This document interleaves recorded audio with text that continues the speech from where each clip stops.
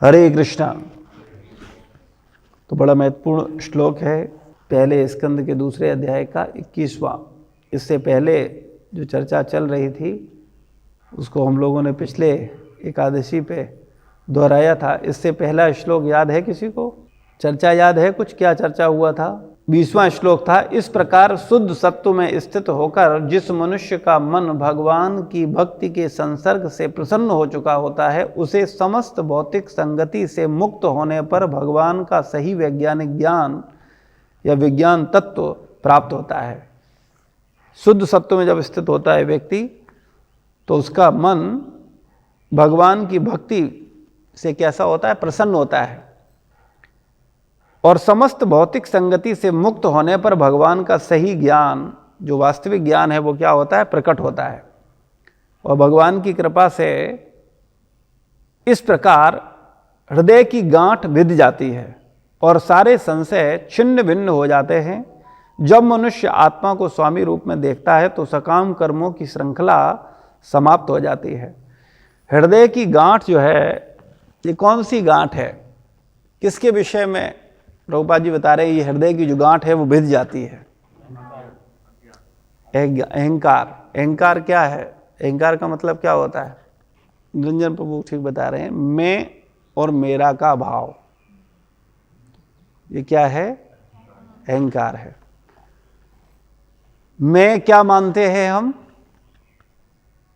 शरीर। मैं मतलब शरीर, और मेरा मतलब शरीर संबंधित वस्तु है। ये क्या है? अहंकार। लेकिन कौन सा अहंकार? मिथ्या अहंकार। वास्तविक अहंकार क्या है? मैं आत्मा हूं, अहम ब्रह्मास्मि, मैं भगवान के दासों का दास हूं। ये कैसा अहंकार है? ये भी अहंकार है, क्योंकि मैं तो रहेगा, मैं सेवक हूं, मैं दास हूं। ये क्या है? ये भी अहंकार है। लेकिन ये कैसा अहंकार है? वास्तविक अहंकार है। भक्ति में अहंकार को नष्ट नहीं कहा गया कि अहंकार नष्ट कर दिया जाएगा। बस मिथ्या अहंकार से वास्तविक अहंकार में आ जाएंगे। अभी हम अपने को क्या मान रहे हैं? शरीर। क्या हम शरीर हैं? नहीं है, लेकिन हम मान रहे हैं, और बहुत गहराई से मान रहे हैं। और इस जन्म में नहीं, अनंत जन्मों से मानते आ रहे हैं कि हम शरीर हैं। जब पशु योनि में थे, बिल्ली की योनि में थे, तो अपने को बिल्ली मान रहे थे। कुत्ते की योनि में थे तो अपने को कुत्ता मान रहे थे। देवता की योनि में पहुंचे तो देवता मानने लगे। प्रेत की योनि में पहुंचे तो प्रेत मानने लगे। स्त्री के शरीर में पहुंचे तो स्त्री मानने लगे। मनुष्य के शरीर में पहुंचे तो मनुष्य मानने लगे। लेकिन वास्तविकता में ना हम बिल्ली थे, ना हम कुत्ता थे, ना हम प्रेत थे, ना हम देवता थे, ना हम मनुष्य थे, ना हम स्त्री थे, ना हम पुरुष थे। लेकिन जब जब जिस जिस शरीर में रहे, उस शरीर को ही क्या करने लगे? मैं मानने लगे। मैं ये हूं, है ना? जैसे अभी कितना ही सुन लें, कितना ही बोल दें, कितना ही चिंतन कर लें, लेकिन मानते अपने को शरीर ही है। और शरीर से जुड़े हुए संबंधों को ही अपना मानते हैं। तो ये क्या है? मिथ्या अहंकार। तो ये जो मिथ्या अहंकार की गांठ है, ये हृदय में बहुत गहरी बंधी हुई है, और इससे मुक्त होना इतना सहज नहीं है। ये भगवान की कृपा से, गुरुजनों की कृपा से ही इस गांठ को काटा जा सकता है। इस गांठ को काटने की आवश्यकता क्या है? भाई क्या जरूरत है? गांठ है, पड़ी रहने दो किसी कोने में, सब कुछ तो चल ही रहा है ना। क्या इस गांठ को काटने की आवश्यकता है? इसकी आवश्यकता? क्यों आवश्यकता है? क्या पड़ी है? क्यों गांठ काटी जाए? और कोई एक एक करके ठीक। और ठीक, चेतना शुद्धि करने के लिए। ठीक है, और कोई विचार? इस गांठ के बिना समर्पण नहीं हो पाएगा। बिल्कुल सही बात है, इस गांठ के बिना समर्पण नहीं होगा, और बिना समर्पण के, बिना शरणागति के आध्यात्मिक जीवन में प्रवेश ही नहीं होगा। हम मानेंगे कि हम भक्त हैं, हम भक्ति कर रहे हैं, हम ऐसे हैं, क्योंकि ये भी तो अहंकार है। अपने को जो नहीं है वो मानना, वो माया है। हम हैं नहीं और वो मान रहे हैं, तो हम मिथ्या अहंकार और माया से हमेशा ग्रसित रहते हैं। जो नहीं है, हम भक्त नहीं है, लेकिन हम अपने को क्या मानते हैं? मानते हैं कि नहीं मानते? और छोटा मोटा भक्त नहीं मानते, सबसे श्रेष्ठ भक्त मानते हैं अपने को। तो ये क्या है? ये भी मिथ्या अहंकार। वास्तविक अहंकार क्या है? अपने को सब भक्तों का सेवक मानना, कि हम सबके सेवक हैं, ये रियल अहंकार है। लेकिन ये मिथ्या जो गांठ है, ये हृदय में जो गांठ है मिथ्या अहंकार की, ये कैसे कटे, इसका तरीका क्या है? तो इसका तरीका पहले के श्लोकों में चर्चा किया है, जो इससे पहले के श्लोकों में चर्चा किया था कि ये गांठ किसकी कटेगी।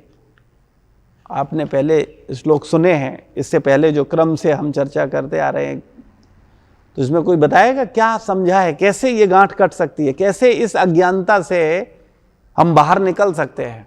ये इतना सहज कार्य नहीं है, इतना सरल नहीं है। देखो, बड़ी नौकरी पाना सरल है, वो भी सरल नहीं है। देखते हैं ना, कोई व्यक्ति IIT कर ले, कोई व्यक्ति IAS कर ले, या कोई व्यक्ति किसी अच्छे पद पर पहुंचे, ये सरल है नहीं है, लेकिन फिर भी लोग कर लेते हैं। ठीक, मेहनत करते हैं, लगे रहते हैं, तो हो जाता है, सफल होते हैं। संसार के छोटे मोटे पद जो कुछ समय के लिए मिलेंगे, उनको प्राप्त करना भी सरल नहीं है। तो ये कार्य जो कि अगर हो जाता है, तो इससे मुझे क्या लाभ मिलेगा? हम वास्तविक आध्यात्मिक जीवन को जान पाएंगे और हमेशा हमेशा के लिए आनंदित हो जाएंगे। हमें दुख स्पर्श नहीं कर पाएगा, अज्ञान छू नहीं पाएगा, और हम निश्चित रूप से भगवत धाम जाने के अधिकारी बन जाएंगे। लेकिन ऐसी मानसिकता, ऐसी उच्च अवस्था प्राप्त कैसे हो सकती है? कुछ भी करने से मिल जाएगा जो हम कर रहे हैं। बोले हर व्यक्ति अपने अपने दिमाग से कुछ ना कुछ कर ही रहा है, और कर रहा है वो श्रेष्ठ मान रहा है, वो अपने को ऐसा नहीं मान रहा है कि वो कोई कमजोर है। कोई व्यक्ति साधना भक्ति में सेवा पे ज्यादा बल देता है, कोई व्यक्ति साधना भक्ति में नाम जप पर ज्यादा बल देता है, कोई व्यक्ति साधना में विभिन्न प्रकार की उपासना व्रत पद्धतियों को ज्यादा बल देता है, कोई व्यक्ति भक्तों के संग को ज्यादा महत्व देता है। अलग अलग साधना भक्ति में भक्तों को अपनी अपनी समझ और अपने अपने विवेक के अनुसार जो व्यक्ति जो करता है, उसको क्या लगता है कि वो ही सर्वश्रेष्ठ कर रहा है। ये क्या है? मिथ्या अहंकार, कि हम जो कर रहे हैं यही श्रेष्ठ है। और ये भाव क्या करता है व्यक्ति को, उसके अंदर एक बहुत बड़ी बीमारी डाल देता है कि वो महान है, वो बहुत श्रेष्ठ है। तो फिर ये माया के पाश में आ गया वे जीव, कि वो नहीं है लेकिन वो मान रहा है अपने को, और सबको पतित मान रहा है और अपने को श्रेष्ठ मान रहा है। तो ये हमारी क्या है? बद्धावस्था है।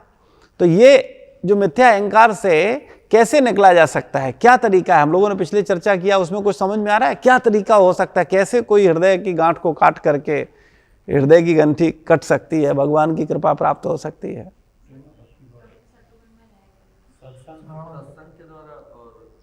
अपनी बुद्धि से उत्तर मत दो।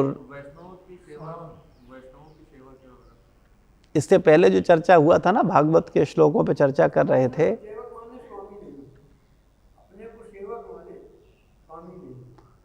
तो ये सेवक कैसे मानेंगे, इसका तरीका क्या है? इस पे चर्चा हम लोग हर एकादशी पे करते आ रहे हैं, उसी का आगे चल रहे हैं। हमें कुछ भी नहीं बोलना है, हमें जो हमने पढ़ा है, जो सुखदेव गोस्वामी बोल रहे हैं, जो सुखदेव गोस्वामी मार्ग दिखा रहे हैं, उस मार्ग को स्वीकार करना। अपना दिमाग नहीं लगाना, जो चर्चा हुई उस पर दिमाग लगाओ। जो दिमाग हम लोग पता है कहाँ, जहां लगाना चाहिए वहां नहीं लगाते। जहां उन्होंने जो बोला है कि ऐसा करो, ऐसा करो, ऐसा करो, ऐसा करो, वहां दिमाग लगाओ। अच्छा, ऐसा बोला था, ऐसा बोला था, ऐसा बोला था, वो छोड़ करके और सब जगह बोले ऐसा कर लो, वैसा कर लो। हमारी प्रॉब्लम ही ये है कि जो हमें गुरुजन बताते हैं बस हम वो ही नहीं करते और सब कुछ करते हैं। ये हमारी समस्या है। तो क्या कह रहे थे सुखदेव गोस्वामी, इसी को तो हम लोग चर्चा कर रहे हैं अभी लगातार हर एकादशी। ये मैंने क्यों लिया, ये क्रमबद्ध तरीके से इन श्लोकों पर चर्चा क्यों कर रहे हैं?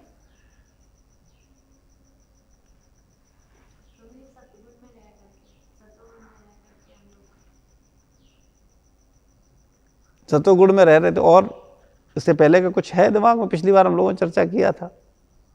ये कार्य होगा कैसे, ये हृदय की गांठ कटेगी कैसे? हाँ, वैष्णवों का विशेष रूप से शुद्ध भक्त का सेवा करने से। नष्टेषु प्रायेषु भद्रेषु नित्यम भागवत सेवया, नित्यम भागवत की सेवा करने से। भागवत सेवा का मतलब है भक्त भागवत और ग्रंथ भागवत। भक्त भागवत की सेवा करना सरल है कि ग्रंथ भागवत की सेवा करना सरल है?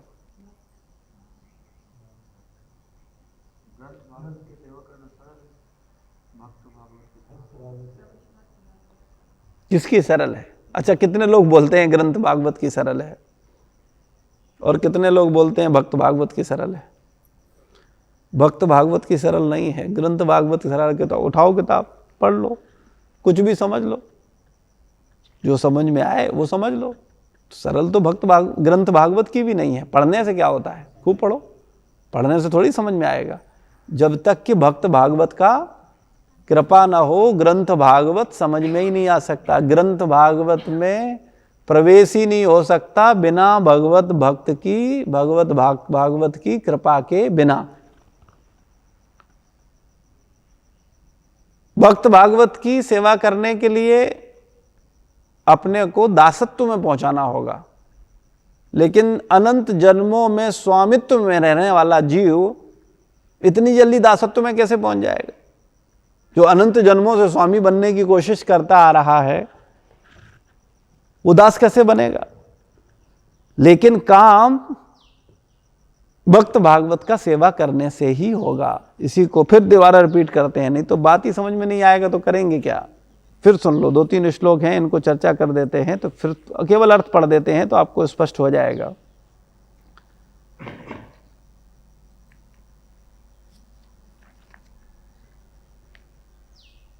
हाथ में, ये 15वें श्लोक से पढ़ लेते हैं।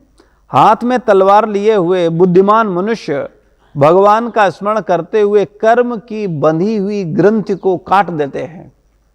अतएव ऐसा कौन होगा जो उनके संदेशों की ओर ध्यान न दे? किनके संदेशों की ओर? भगवान के संदेशों की ओर। कौन सी ग्रंथि काट देते हैं? कर्मों की बंधी हुई ग्रंथि। आगे 16वें श्लोक में, हे दुजो, जो भक्त समस्त पापों से पूर्ण रूप से मुक्त हैं, उनकी सेवा करने से महान सेवा हो जाती है। ऐसी सेवा से वासुदेव की कथा सुनने के प्रति लगाव उत्पन्न हो जाता है। कैसे भक्तों का सेवा करना है? जो समस्त पापों से मुक्त हैं, उनका सेवा करने से क्या होता है? क्या लाभ मिलता है? कथा सुनने में रुचि उत्पन्न होती है।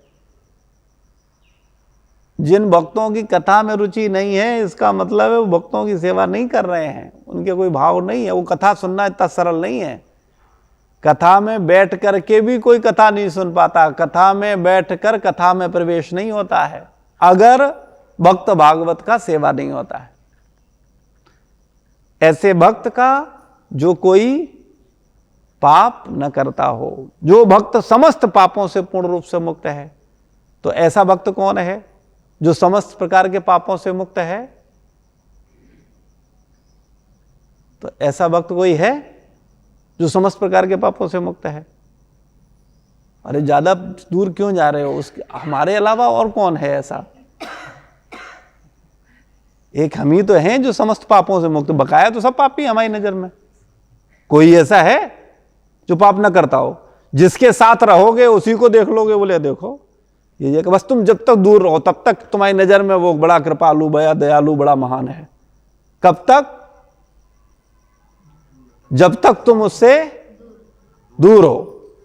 बस जैसे ही तुम पास पहुंचे उसके बाद सबसे ज्यादा महान व्यक्ति कौन है? बिना पापी, कोई व्यक्ति पापी ढूंढने निकलो तो सब पापी नजर आते हैं, केवल अपने को छोड़। बोले हम पापी नहीं है, बकाया सब पापी है। तो ये क्या है? हाँ, बड़ी गहरी गांठ है, बहुत मुश्किल है। कल्याण इतना सरल नहीं है कि हर जीव को मिल जाएगा, कुछ भी करने से मिल जाएगा। हम अपनी गलत भावनाओं से बाहर निकलना ही नहीं चाहते हैं। लेकिन जब कोई समस्त पापों से पूर्ण रूप से मुक्त भक्त की क्या करता है? सेवा करता है, तब उसका लाभ क्या होता है उसे? हाँ, भगवान की कथा में उसे आनंद मिलने लगता है। वो कथा के बिना रह नहीं सकता। और कथा का भी स्तर है, कथा का स्तर मतलब कथा तो कथा है, वो तो आनंदमय है ही है, लेकिन कथा श्रवण करने वाला श्रोता का क्या स्तर है, वो बहुत इंपॉर्टेंट है। जैसा श्रोता उस स्तर से ही उस कथा को समझ पाता है। अगर श्रोता की पात्रता नहीं है तो कथा कुछ भी हो वो समझने में असहाय है। तो श्रोताओं का वर्णन श्रीमद् भागवत में बताया गया। आचार्यगण बताते हैं कि श्रोता किस प्रकार के हैं, कौन से श्रोता होते हैं, उनकी क्वालिटी क्या होती है। कथा सुनने वाले जो श्रोता हैं वो कैसे श्रोता हैं, किस तरीके के श्रोता को क्या लाभ मिलता है, तो उनमें हम सब आते हैं।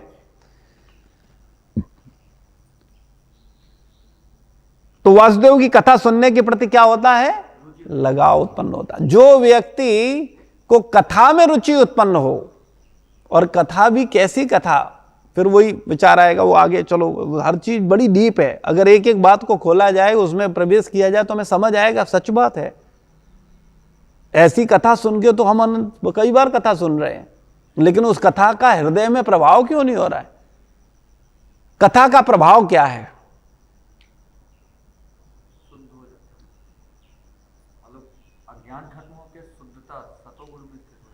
कथा का प्रभाव यह है, चारों तरफ जो अंधकार है, जो अज्ञान है, वो नष्ट हो जाता है और हम ज्ञान में स्थित हो जाते हैं।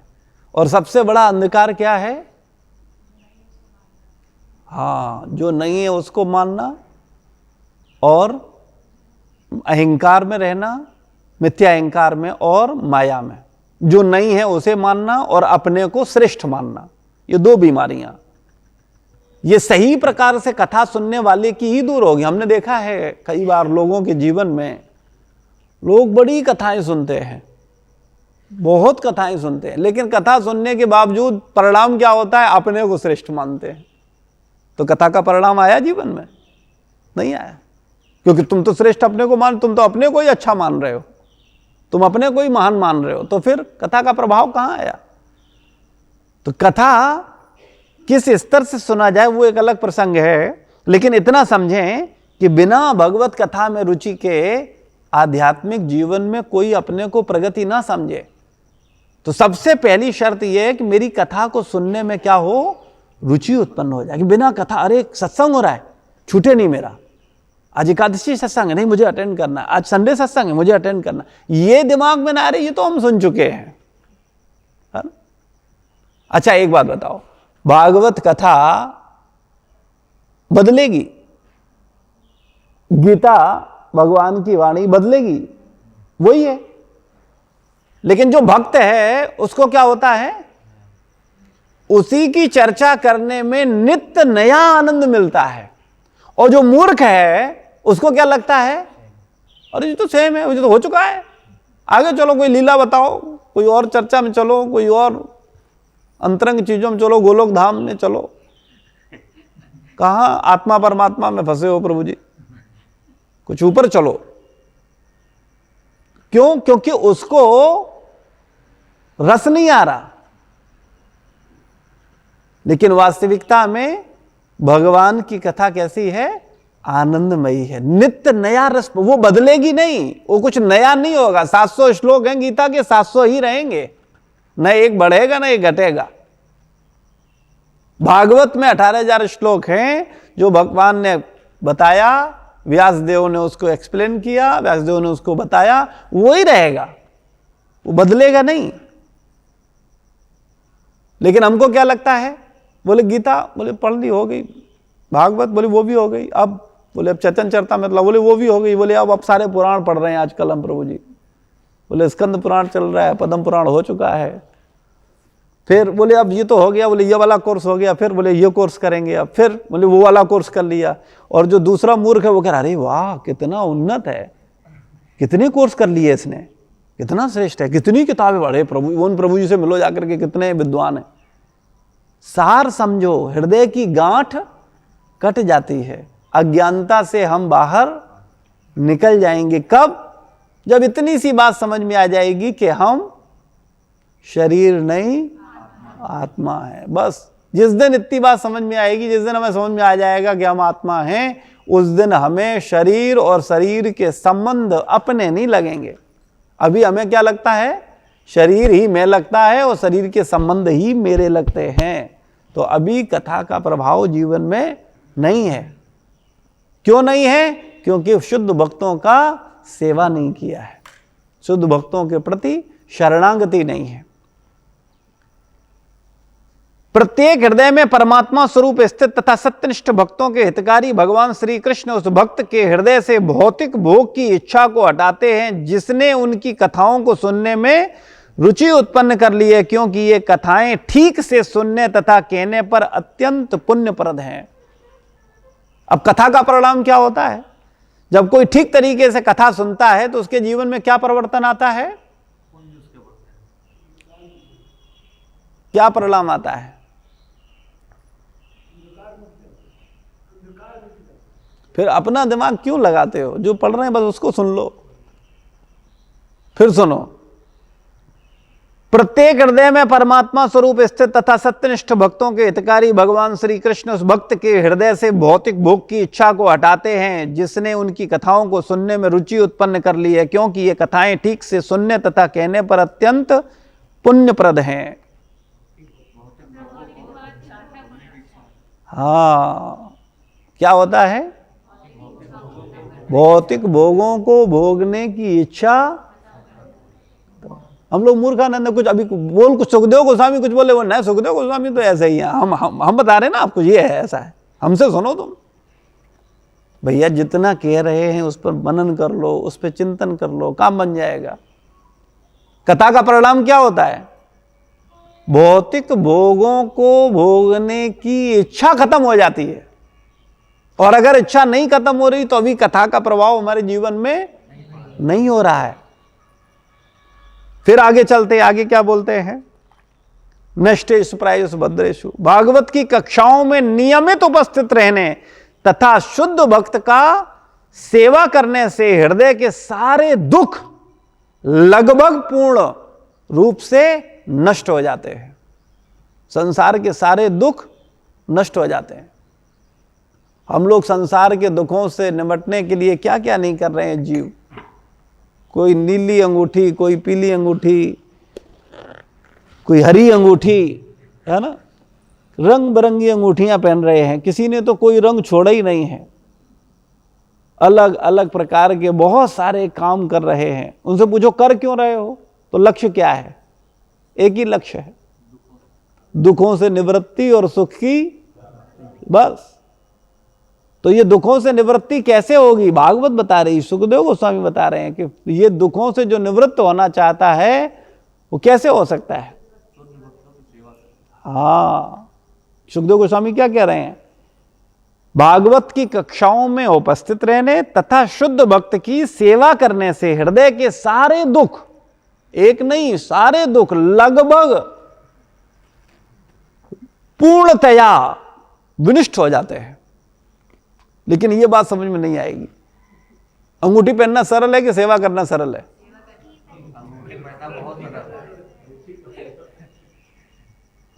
अंगूठी पहनना बहुत सरल है, सेवा करने में लोगों को बड़ी परेशानी होती है, बड़ा कष्ट होता है, क्योंकि एक स्वयं भोग की इच्छा रखने वाला जीव किसी की सेवा कैसे कर सकता है? उसको लगा अगर हम सेवा करेंगे तो हम भोगेंगे कब? मजा तो भोगने में है ना, कि सेवा में है? मजा किस में आता है? सेवा में आनंद है, लेकिन भोगने में मजा है। दो अलग अलग शब्द हैं, शब्दों पे ध्यान दो। सेवा में आनंद है और भोगने में हमें क्या चाहिए? बोलने के लिए,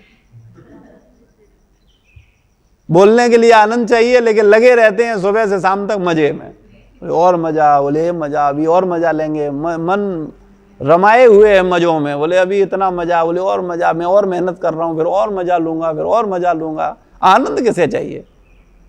आनंद की तो इच्छा ही नहीं है।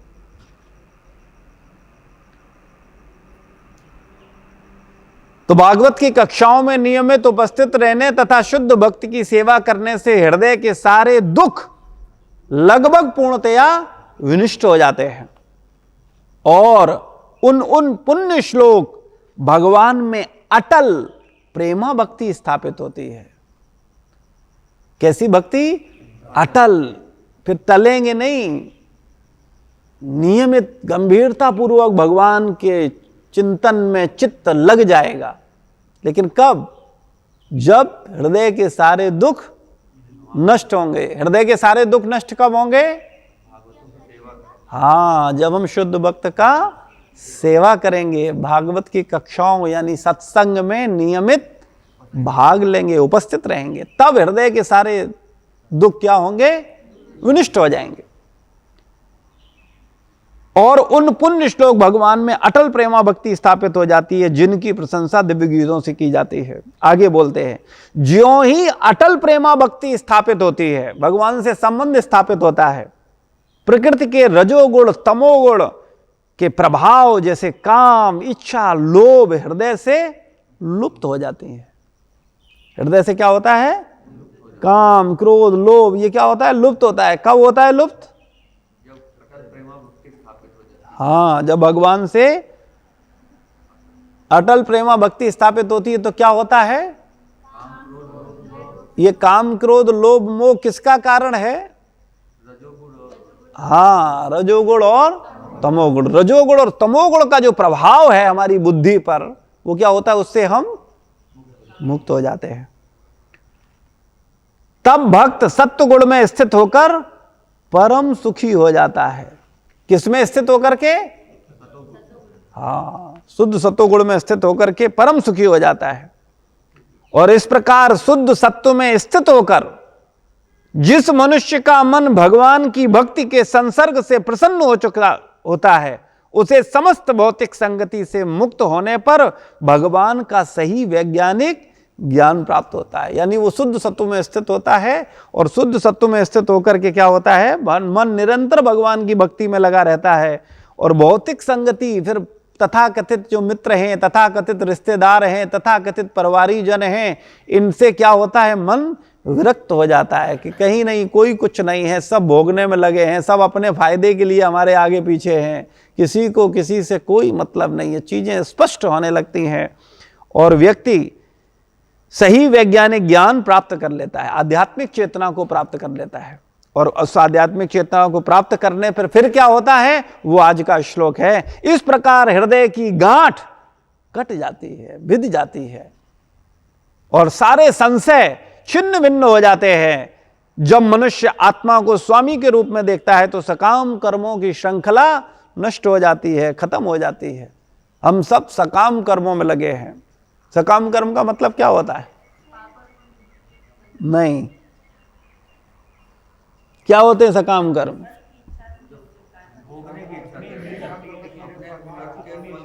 हाँ, भोगने की इच्छा के लिए किए जाने वाले कार्य, अपनी खुशी के लिए किए जाने वाले कार्य क्या कहलाते हैं? सकाम कर्म। और ये सकाम कर्मों की श्रृंखला को नष्ट करना संभव नहीं है जब तक कि व्यक्ति आत्म तत्व को, आत्मज्ञान को प्राप्त न कर ले। और ये आत्मज्ञान, आत्म तत्व प्राप्त कर ही नहीं सकता जब तक शुद्ध भक्त प्रसन्न न हो। हमारा भक्ति मार्ग कृपा पर पूर्ण रूप से निर्भर है। जब तक भक्त की कृपा नहीं होगी हम आध्यात्मिक चेतना को प्राप्त नहीं कर सकते हैं। ये निष्कर्ष शुकदेव गोस्वामी का है, वेद व्यास जी का है, परीक्षित महाराज का है, और इसको हम देख सकते हैं। परीक्षित महाराज का कल्याण कब हुआ? जब शुकदेव गोस्वामी के प्रति सेवा करते हुए पूर्ण रूप से समर्पित हो गए, शरणागत हो गए। 7 दिन पता चला शरीर छोड़ने के लिए हैं। अगर हमें पता चले हमें 7 दिन बचे हैं तो हम क्या करेंगे? बोले प्रॉपर्टी पेपर निकालो, बेटा है, बेटी को इतना देना है, बेटे को इतना देना है, इसको ये करना है, और देखो उससे इतना पैसा लेना है, वो ले लेना, और इसको समझ लो तुम आकर के जरा यहाँ ये करना है ना? हम लोग यही करेंगे? कोई ये करेगा कि नहीं सब छोड़ के वो नहीं, आत्म तत्व को जानना है, भगवत तत्व को जानना है, कुछ किसी से कोई लेना देना नहीं? नहीं, संभव ही नहीं। क्यों? क्योंकि हृदय की अभी गांठ विधि नहीं है। वो हृदय में बड़ी मोटी गांठ है। बेटी है, बेटा है, पत्नी है, शरीर है, रिश्तेदार हैं, परिवार है, प्रॉपर्टी है, घर है, इसी में घुसे पड़े हैं अंदर तक, और अनंत जन्मों से घुसे हैं, कोई इस जन्म में नहीं घुसे हैं। हंसी तो तब आती है कि एक भिखारी अपने भीख मांगने वाले पात्र से आसक्त है, और एक अरबपति अपनी 4-6 फैक्ट्रियों, 4-6 एकड़ जमीन से, 400 एकड़ जमीन से आसक्त है। आसक्त सब हैं। न भिखारी का कल्याण होना है, न कल्याण किसका होगा? केवल शुद्ध भक्त का, जो सच में भक्त है। भक्त कौन है? अपने मन से चलने वाला भक्त नहीं होता। भक्त का मतलब सेवक होता है, और सेवक का मतलब स्वामी की इच्छा के अनुसार चलने वाला। भक्त बोलना बहुत सरल है, भक्त मानना बहुत सरल है, लेकिन भक्त बनना वास्तविकता में इतना सरल नहीं है। सरल लोगों के लिए सरल है, लेकिन हम लोग तो बड़े जटिल हैं। हम लोग कपटी लोग हैं। हम अंदर कुछ और रखे हैं, ऊपर कुछ और। हमारे कई चेहरे हैं। कई बार तो हम लोग आपस में ही एक दूसरे के कई चेहरे देखते हैं, है ना? कितने चेहरे हमने लगा रखे हैं। लेकिन भैया हम अपने को ही धोखा दे रहे हैं। जितने चेहरे हैं उतना अपने को धोखा है।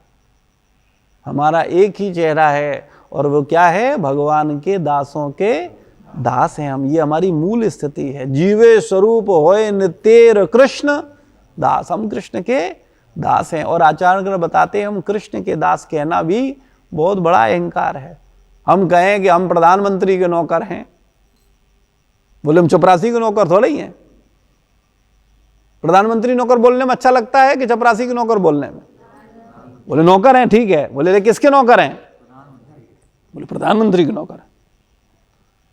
तो जो प्रधानमंत्री का नौकर बोल रहा है वो प्रधानमंत्री का सच्चा नौकर है, या जो प्रधानमंत्री के नौकरों का नौकर अपने को बोल रहा है कि हम तो प्रधानमंत्री जी के हैं, लेकिन हम प्रधानमंत्री के नौकरों के नौकर हैं? किसका भाव ज्यादा उत्तम है? लेकिन यह आध्यात्मिक चेतना की बात है। भौतिक भावना आध्यात्मिक भावना की बिल्कुल उल्टी है। भौतिक भावना में तो प्रधानमंत्री का दास ही, नौकर ही श्रेष्ठ है, लेकिन आध्यात्मिक चेतना में भगवान का दास श्रेष्ठ नहीं है। भगवान के दासों के दासों के दासों का दास श्रेष्ठ है। इसीलिए चैतन्य महाप्रभु ने कहा कि हम गोपी पद कमलम दास दासानुदास, हम दासों के दास हैं। तो इसलिए हम लोगों को ये समझना चाहिए, मनुष्य जीवन मिला है ये गांठ काटने के लिए बस। पशु गांठ नहीं काट सकता, और मनुष्य शरीर मिल गया है और तुमने गांठ नहीं काटी और गांठें बांधी, खूब गांठें बांधी। हम लोग गांठों पे गांठें बांधने में लगे हैं, काटने की कोई इच्छा नहीं है। इच्छा काटने की? कोई इच्छा नहीं है। नहीं नहीं नहीं नहीं, यही सब ये मेरे हैं, ये मेरे हैं, ये पत्नी मेरी है, ये पति मेरा है, ये घर मेरा है, ये बच्चा मेरा है, बस उसी को बढ़ाने में, उसी में फंसे पड़े हैं। और अनंत जन्मों से किसे ठग रहे हैं? अपने आप को ठग रहे हैं। कब तक ठगेंगे? ये विचारणीय है। अगर ग्रंथ भागवत की कृपा हो जाए, भक्त भागवत की कृपा हो जाए, तो निश्चित रूप से ये हृदय की गांठ भिद सकती है, हमें चीज़ें स्पष्ट हो सकती हैं और हम अपने जीवन को बदल सकते हैं। तो जब तक हम मनुष्य जीवन में अपनी इस गांठ को नहीं काट रहे हैं, कौन सी गांठ? मिथ्या अहंकार। मिथ्या अहंकार क्या है? हाँ, मैं और मेरा। मैं मतलब शरीर और मेरा मतलब। अब आप सोचो, विचार करो जरा, आपका बुद्धि खराब हो जाएगा। आप सोचोगे नहीं मैं शरीर भी नहीं हूं और शरीर से जुड़े हुए भी मेरे नहीं है, फिर बचा क्या संसार में? तो जब संसार में नहीं बचेगा तभी तुम आध्यात्मिक जगत में प्रवेश करोगे। और जब तक संसार में बचाए रखेंगे हम, बोले नहीं, तब तक हम संसार में ही रहेंगे। ये हृदय की गांठ काटे बिना कोई भगवत धाम में प्रवेश नहीं पा सकता है। श्रील प्रभुपाद की जय, गुरु महाराज की जय, समस्त भक्त वृंद की जय। कृष्ण सूर्य सम माया है अंधकार, जहां कृष्ण वहां नहीं माया अधिकार। भैया अंधेरा होता है तो कुछ समझ में आता है? आप एक कमरे में बंद कर दिया जाए आपको, है ना, और चारों तरफ अंधेरे ही अंधेरा हो, कुछ कर पाओगे? किसी को पहचान पाओगे? अपने आप को भी पहचान पाओगे? आप अंधेरे में ही हो, अंधेरा कमरा है। अब शीशा भी है आपके पास, लेकिन कमरा अंधेरा है। अपने आप को पहचान पाओगे? अपनों को पहचान पाओगे? तो अंधेरे में ना अपने को पहचानता है जीव, ना अपनों को पहचानता है जीव, ना उसे पता होता है क्या करना है। लेकिन हम कहेंगे हम कहां अंधेरे में, हमारे पास तो सूर्य की इतनी बढ़िया रोशनी आ रही है, हमें तो सब दिख रहा है। लेकिन आध्यात्मिक दृष्टि से हम अंधे हैं, इसलिए हमें समझ ही नहीं आ रहा है क्या मेरा और क्या मैं। न मैं समझ में आ रहा है, न मेरा समझ में आ रहा है, और मान रहे हैं अपने आप को महान, श्रेष्ठ, बहुत उत्तम। ये किसका कारण है? ये अज्ञानता के कारण है। अज्ञानता के कारण, अंधकार के कारण। अंधकार में किसी को समझ में नहीं आता, लेकिन जैसे ही प्रकाश होता है उसको स्पष्ट रूप से दिखने लगता है, और वो अपने को भी पहचानता है और अपनों को भी पहचानता है, और प्रकाश में ही वो कुछ कर सकता है। अंधकार में कुछ नहीं कर सकते आप। अंधकार में आपको छोड़ दिया, आप क्या करोगे? कुछ नहीं कर सकते। पता ही नहीं चले, करें तो करें क्या, कहां से करें, क्या करें, कुछ है ही नहीं, कुछ नहीं, अंधकार है चारों तरफ। तो प्रकाश की बड़ी आवश्यकता है। जिसके पास प्रकाश है उसका प्रगति होगा, जो अंधकार में उसका प्रगति क्या होगा? संसार में कई लोग प्रगति के लिए मरे जाते हैं, बोले हमारी प्रगति, मेरी उन्नति, मेरा कैरियर, मुझे सेटल करना है। क्या तुम कैरियर सेटल करोगे जब अंधकार में ही हो? तुम्हें पता ही नहीं है किसका कैरियर। अंधकार में क्या करोगे? तो प्रकाश की आवश्यकता। जब प्रकाश में होता है जीव, और यह प्रकाश कैसे मिलता है? ओम अज्ञानतिमिरान्धस्य ज्ञानांजन शलाकया चक्षुरुन्मीलितमेन तस्मै श्री गुरुवे नमः। ये गुरु की कृपा से हमें क्या मिलता है? प्रकाश मिलता है। और प्रकाश में फिर हम देख पाते हैं, अच्छा ये नहीं, ये हमें ये नहीं करना है और ये करना है। मैं शरीर नहीं हूं, मैं आत्मा हूं। मेरे ये शरीर के लोग नहीं हैं, मेरे भगवान हैं, मेरे गुरु हैं, मेरे भक्त हैं। उनसे अपनत्व का भाव होता है, उनके प्रति आसक्ति होती है।